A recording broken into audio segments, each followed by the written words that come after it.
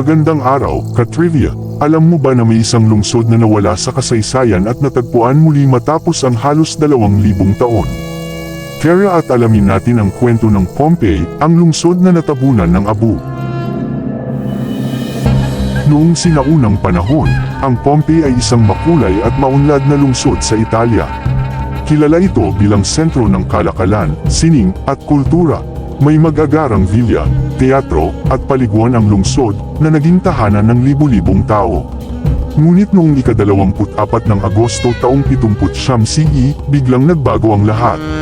Pumutok ang Mount Vesuvius, isang malapit na bulkan.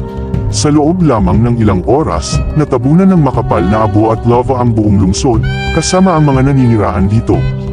Halos 1,700 taon ang lumipas bago muling natuklasan ang Pompeii noong ika-18 siglo.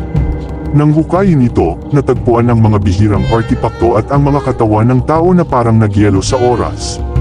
Ang kanilang mga posisyon ay nagbibigay daan sa atin upang maunawaan ang kanilang huling mga sandali. Ang Pompeii ay hindi lang kwento ng trahedya kundi isa ring paalala kung paano tayo dapat maghanda sa mga likas na sakuna. Ang lungsod ay ngayon isang mahalagang lugar para sa mga arkeologo at turista na nag-iiwan ng mahalagang leksyon mula sa kasaysayan. Gusto mo pa bang matuto ng mas maraming kwento ng mga sinaunang lungsod?